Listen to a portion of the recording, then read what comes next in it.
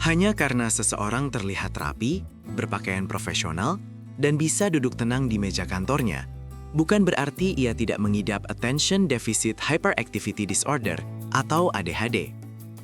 Berdasarkan penjelasan medis, banyak orang dewasa dengan ADHD mengembangkan sebuah mekanisme pertahanan neurologis yang disebut sebagai masking atau kamuflase sosial. Mereka mungkin tampak sepenuhnya fokus dan terorganisir di luar, namun di dalam otak mereka terjadi pertempuran biokimia yang hebat untuk menahan gejala hiperaktivitas dan inatensi. Mereka sedang mati-matian menekan gejalanya demi diterima oleh lingkungan sosial, sebuah upaya yang pada akhirnya sangat berisiko, memicu kelelahan mental yang ekstrim, terutama ketika hari mulai berganti malam. Dalam dunia edukasi kesehatan mental dan neurologi, fenomena ini dikenal secara spesifik sebagai ADHD masking. Ini merupakan serangkaian strategi kompensasi yang kompleks, di mana individu neurodivergen secara sadar maupun tidak sadar memanipulasi perilakunya untuk meniru tindakan orang neurotipikal.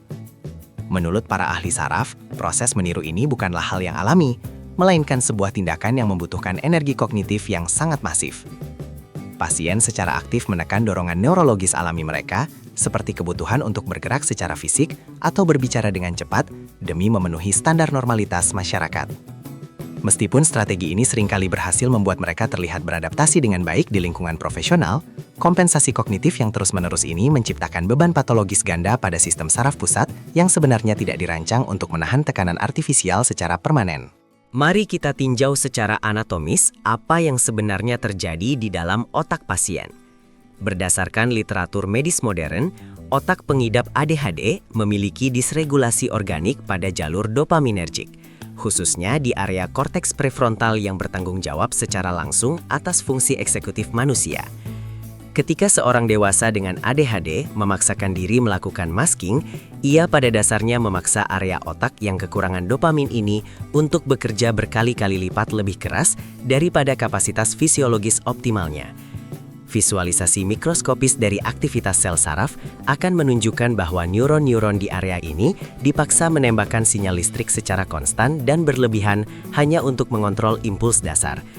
Pemaksaan fungsi neurologis ini adalah akar penyebab klinis mengapa kamuflase sosial memakan cadangan energi seluler yang luar biasa besar dan tidak mungkin berkelanjutan dalam jangka panjang tanpa menimbulkan kerusakan struktural pada kesejahteraan mental.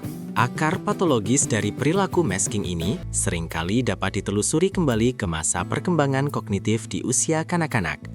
Berdasarkan studi psikologi perkembangan, anak-anak dengan ADHD sering menerima teguran, koreksi atau umpan balik negatif secara konstan dari lingkungan sekitar terkait perilaku neurologis alami mereka. Sebagai respons trauma adaptif terhadap penolakan tersebut, otak mereka secara perlahan belajar mengasosiasikan gejala ADHD dengan hukuman atau isolasi sosial. Oleh karena itu, otak mereka mulai membentuk sirkuit saraf pertahanan baru untuk menyembunyikan atau menutupi gejala tersebut dari pandangan publik. Ini sama sekali bukan sekedar keinginan untuk terlihat baik secara moral, melainkan sebuah insting bertahan hidup psikologis dan fisiologis agar mereka tidak diasingkan oleh kelompok sosialnya. Sebuah mekanisme yang pada akhirnya terbawa dan mengakar kuat menjadi refleks otomatis, hingga mereka memasuki fase kehidupan dewasa yang penuh dengan tuntutan. Salah satu manifestasi klinis yang paling menguras energi dari masking adalah mekanisme mirroring atau pemantulan perilaku sosial. Menurut observasi psikiatri dan ilmu perilaku, individu dengan ADHD yang bermasker akan secara konstan menganalisis dan meniru ekspresi wajah mikroskopis, intonasi suara kranial, hingga gestur bahasa tubuh lawan bicaranya secara seketika. Proses pemrosesan data paralel ini mengonsumsi glukosa otak dalam jumlah yang sangat signifikan. Mereka harus secara aktif menghitung jeda bicara yang tepat, memastikan tingkat kontak mata yang terukur agar tidak dinilai terlalu intens namun tidak terlalu menghindar, dan memindai semua isyarat sosial secara obsesif. Hal-hal yang bagi neurologi orang neurotipikal terjadi secara otomatis di area bawah sadar otak, bagi pengidap ADHD adalah sebuah algoritma manual analitis yang sangat menguras cadangan neurokimiawi harian mereka. Dampak fisiologis langsung dari kewaspadaan sosial yang berlebihan ini adalah aktivasi kronis pada sistem saraf simpatik. Menurut ilmu fisiologi medis dasar, tubuh penderita yang terus-menerus memantau dan mengantisipasi terjadinya kesalahan sosial akan terkunci dalam status respons fisiologis melawan atau lari yang persisten. Dalam kondisi patologis ini, Kelenjar adrenal secara konsisten diinstruksikan oleh otak untuk melepaskan hormon stres tingkat tinggi, mengkondisikan seluruh organ tubuh untuk bersiaga penuh menghadapi ancaman predator, padahal ancaman tersebut sebenarnya murni bersifat psikologis. Kewaspadaan berlebih atau hipervigilansi yang konstan ini menyebabkan detak jantung menjadi sedikit lebih cepat secara abnormal dan membuat otot-otot rangka menjadi tegang berjam-jam tanpa disadari, yang pada akhirnya menciptakan fondasi klinis bagi berbagai gangguan psikosomatis serius yang sering dikeluhkan oleh pasien dewasa saat mereka mengunjungi berbagai fasilitas kesehatan medis. Secara observasi medis, paparan kronis terhadap hormon stres seperti kortisol dan noradrenalin akibat sistem saraf yang selalu dalam keadaan siaga tinggi ini akan membawa dampak destruktif secara sistemik pada tubuh fisik pasien. Kadar glukokortikoid seperti kortisol yang dibiarkan tinggi secara persisten dalam aliran darah diketahui dapat memicu respons inflamasi sistemik atau peradangan seluler di seluruh jaringan tubuh, menekan fungsi optimal dari sistem imun, dan merusak keteraturan ritme sirkadian di hipotalamus. Oleh karena itu, sama sekali tidak mengherankan jika pengidap ADHD yang terbiasa memaksakan diri melakukan masking seringkali datang ke poliklinik kesehatan umum dengan berbagai keluhan fisik penyerta, seperti sindrom iritasi usus besar, sakit kepala tipe tegang kronis yang persisten, atau gangguan insomnia PAH, yang apabila ditelaah secara patofisiologis, sebenarnya merupakan manifestasi langsung dari kerusakan akibat kelelahan sistem saraf otonom mereka. Fenomena klinis harian yang paling sering dilaporkan dalam evaluasi medis adalah sindrom kolaps energi sore hari. Ketika jam kerja formal usai, dan individu tersebut akhirnya kembali ke lingkungan privat yang dirasa aman, tuntutan eksternal untuk mempertahankan kamuflase sosial pun seketika berakhir. Tepat pada titik transisi inilah, sisa-sisa neurotransmitter dopamin dan seluruh energi kognitif yang dipaksakan sejak pagi akhirnya terkuras habis sepenuhnya tanpa sisa. Berdasarkan penjelasan neurobiologi, pada momen ini terjadi penurunan yang sangat tajam dalam kemampuan fungsi eksekutif di lobus frontal otak. Pasien mungkin tiba-tiba merasa lumpuh secara fungsional hingga tidak mampu melakukan aktivitas dasar mandiri seperti memasak makanan sehat, mengalami kelumpuhan eksekutif parah di mana mereka secara harfiah hanya bisa terdiam membeku tanpa daya, menatap ruang kosong semata-mata karena sirkuit otak mereka benar-benar telah kehabisan bahan bakar biokimia. Jika siklus kelelahan fisiologis harian ini terus dipertahankan tanpa intervensi medis selama bertahun-tahun, pasien perlahan namun pasti akan memasuki fase krisis kesehatan yang secara klinis disebut sebagai sindrom kelelahan ekstrim neurodivergen atau ADHD burnout. Menurut pedoman literatur kesehatan mental modern, ini sama sekali bukan sekedar kelelahan kerja biasa yang dapat disembuhkan dengan tidur di akhir pekan.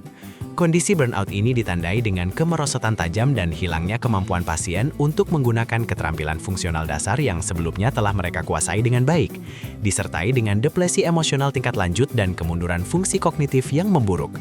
Dalam fase kritis ini, seluruh mekanisme masking kognitif yang selama bertahun-tahun ini dikonstruksi menjadi tameng pertahanan utama, akhirnya hancur secara neurologis. Pasien sama sekali tidak lagi memiliki kapasitas biokimia untuk berpura-pura menjadi neurotipikal, sehingga gejala dasar ADHD mereka akan meledak kembali dengan intensitas destruktif yang jauh lebih besar.